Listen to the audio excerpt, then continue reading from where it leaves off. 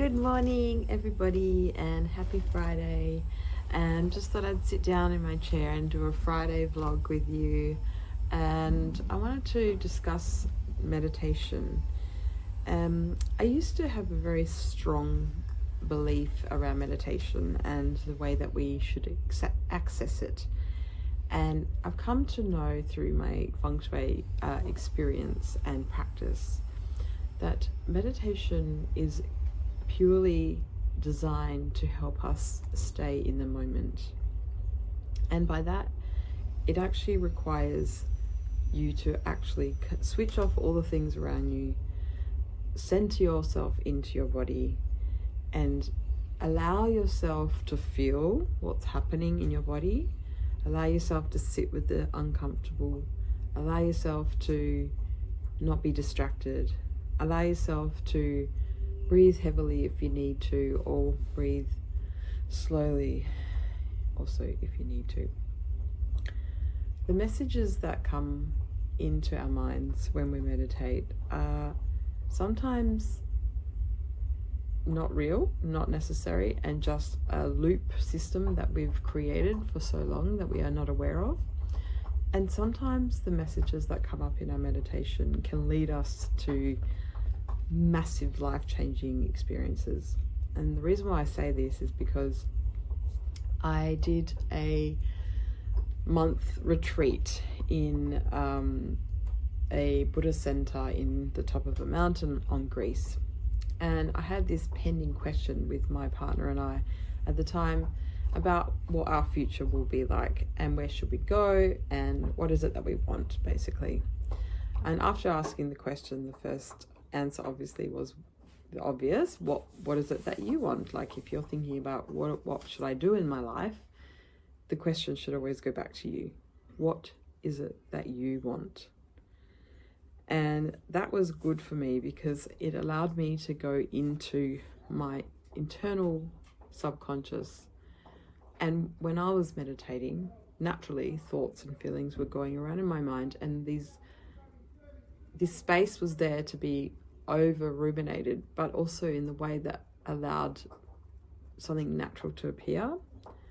Because I wasn't seeing my daily grind, I was actually just in one place. So it really allowed me to see what was actually coming up, even though I wasn't exposed to those things. And the biggest insight I got was that I needed to go home to be with my family. And at the time it'd been 4.5 years since I'd been back properly, and I had this calling that I needed to come home and to get some space and go apart from each other for a while and just sort of recalibrate. And through that intuition, he was also very happy with this outcome because it made sense for him too. So we embarked on that decision, and saying goodbye at the airport was incredibly painful, and deep down we both knew this was goodbye. But at the time we were trying to, obviously we didn't want to lose each other, but it was becoming harder and harder to stay together. And in the end, what came from that was my allowance to be who I was and to actually recalibrate in my own space without anyone telling me this is what you should do and this is what you shouldn't do. And so from that, I was able to naturally open up to things around me. And when that happened, then love came to me. So, and no one can predict these things, and it's not one great story and then there's all these other bad stories. It's a mixture of everything. It's not all perfect along the way. But what I'm trying to say is, through my meditation, I was able to I asked myself a question. I was able to find the answer, and then from there it brought me love.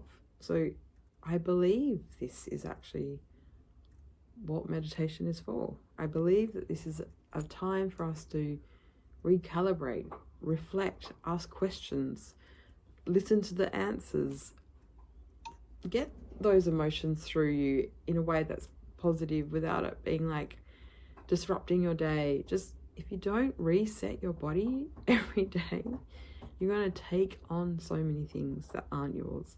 And when you meditate, you connect back into you. You go back into your essence and look at what's there and see what needs to come up, see what needs to be cleared. And with that, you will be able to get through the next day and the next day and the next day. That's why it's super vital.